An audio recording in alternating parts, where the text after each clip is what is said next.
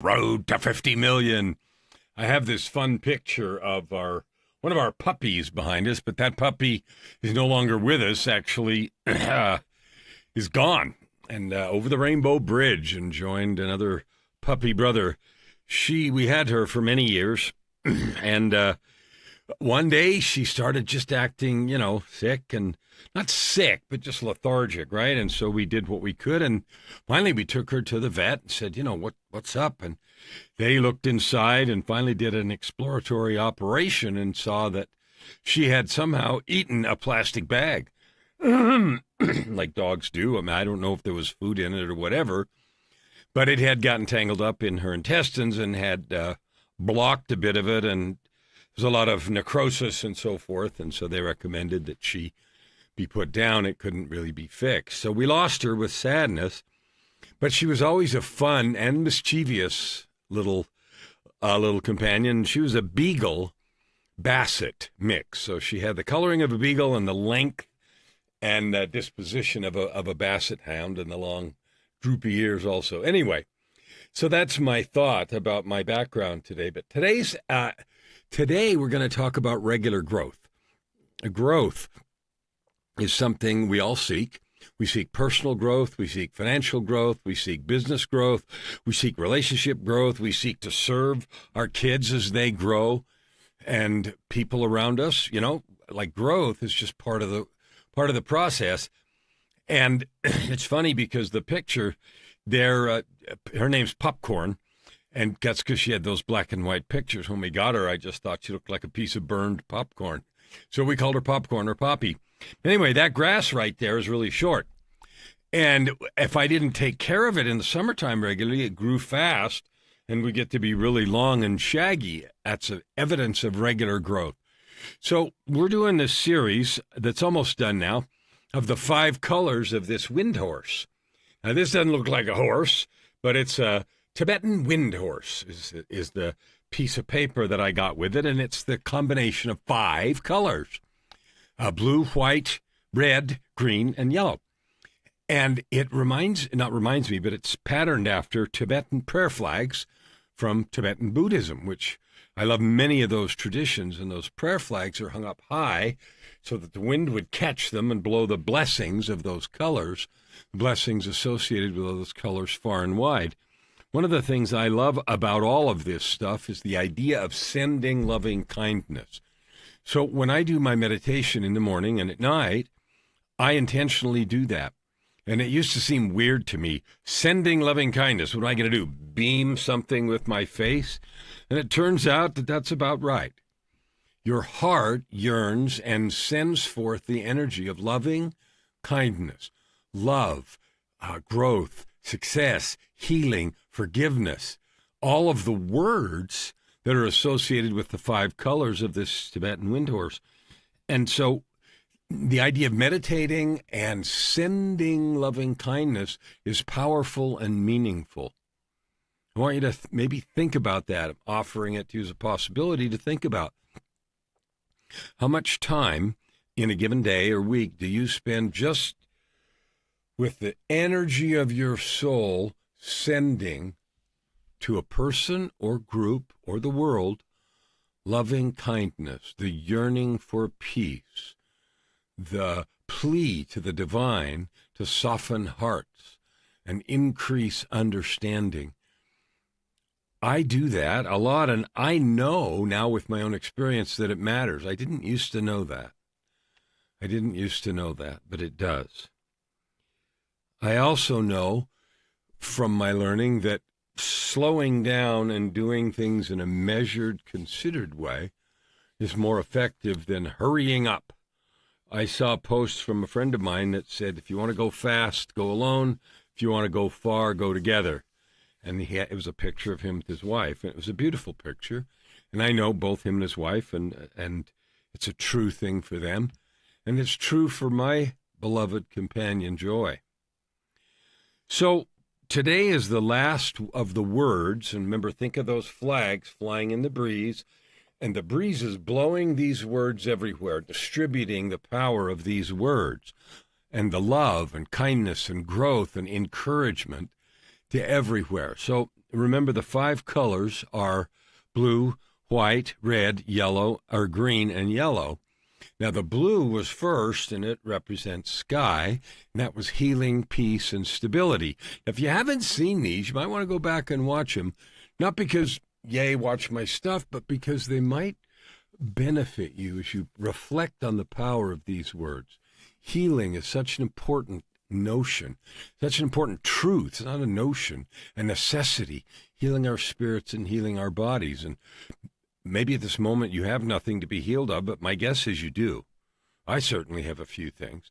Peace is not just the absence of conflict, but it is a condition of the soul. And stability is something that is so lacking these days. So much changes so fast. There's nothing wrong with change, but much of the change comes from unsettling and disturbing events. Wars going on, famine, an earthquake. Those things just keep happening, and they're going to keep happening. And it disrupts our stability. And so one of the things I focus on every day is how to create stability and peace in my life, and it works, and it happens. So the next color was white, which is for air, and that was purity, clarity, and wisdom.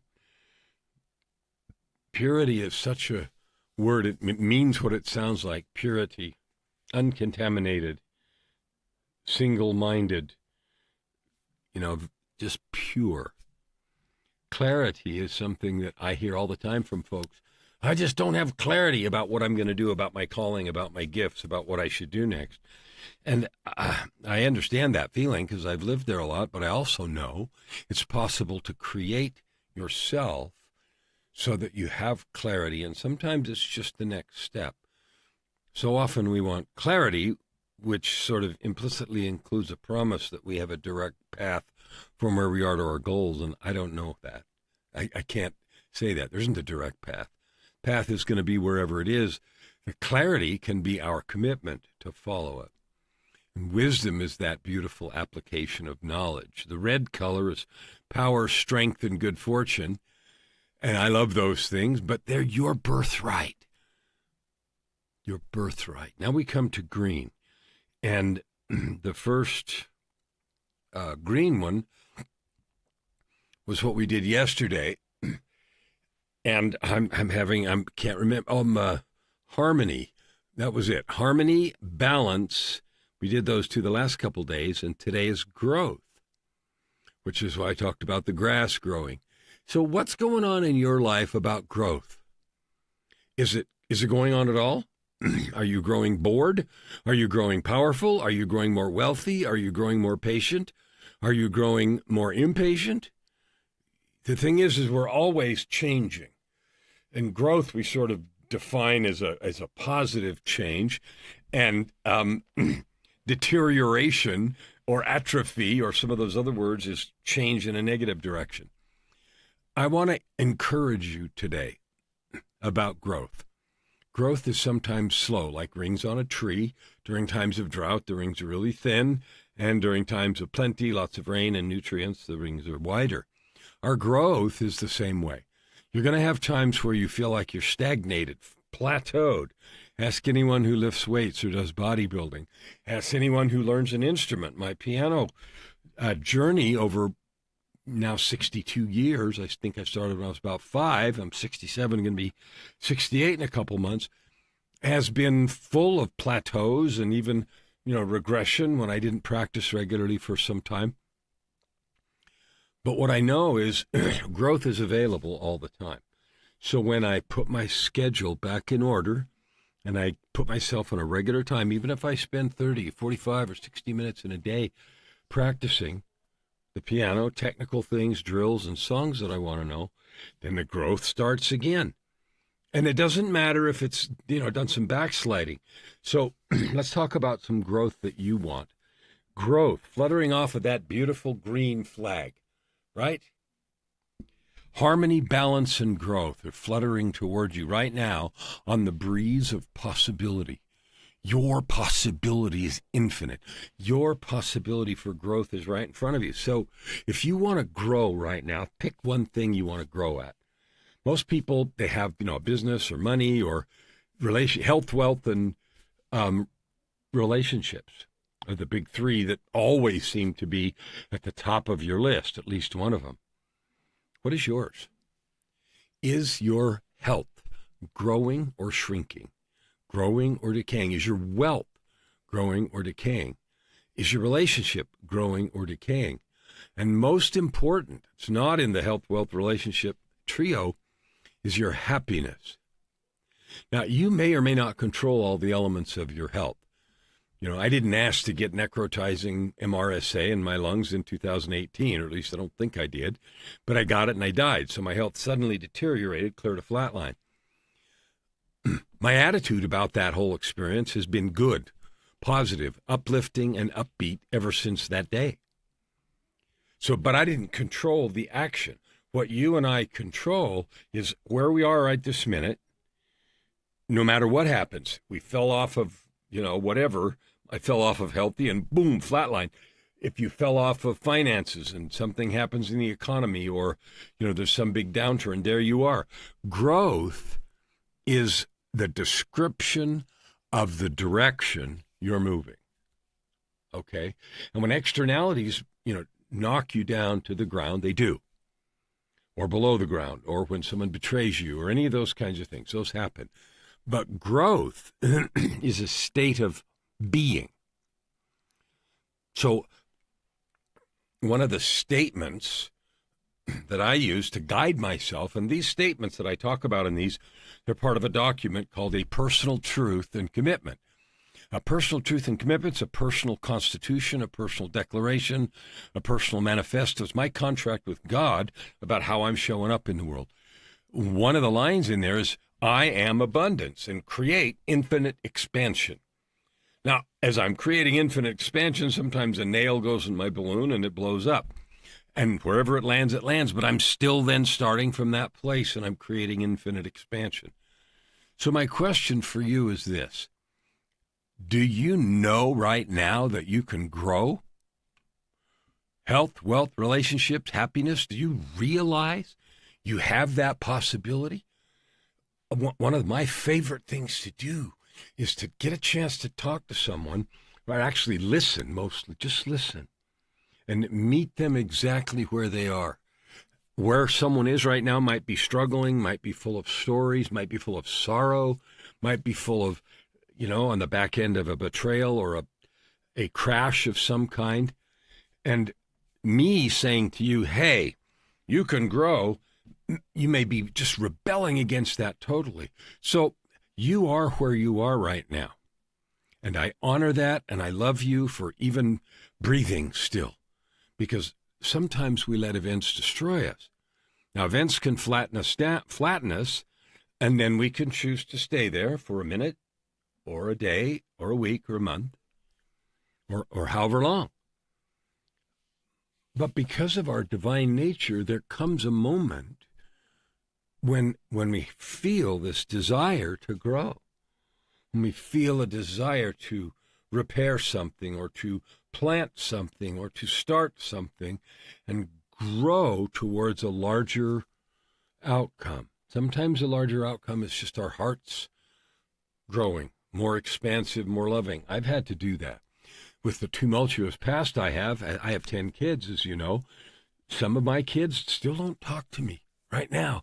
And I invite them and I love them and I'm willing and want to, but they're choosing not to do that right now. And that used to destroy me, but I worked on purpose to allow that path to be what it is and to be okay with that. When you and I have setbacks, we can allow them to ruin us or refine us. And we're allowed to stay in the, broken place as long as we want. But what I know for sure is that because of your divine nature, because of where you came from and I came from, we have a desire for growth. And the question is going to be when that yearning comes. Because it will come, and maybe you're feeling it right now. Are you going to do something with it, or are you going to let it sit? Are you going to act on it, or are you going to beat it back down? Are you going to say, I don't know exactly how this goes or where the trail leads, but I'm going on this journey. Growth is available in any area of your life right now where you are. Now, my mission in helping 50 million people is to help those who are yearning, who are movement makers, who are visionaries, who are messengers, who are trying to grow. This is my mission, to help you create your life of purpose, prosperity, and joy. And so my road to 50 million is just about my journey to reach out and to help. 50 million was my goal, but that year ends in just a couple of weeks. Today's October 1st, so the 14th, so 13 days from now, I start over. I can't wait. I'd love to have a conversation with you about your growth, about your business, about your life, about what you love and what you're up to in the world. Join me. I'll see you tomorrow on the road to 50 million.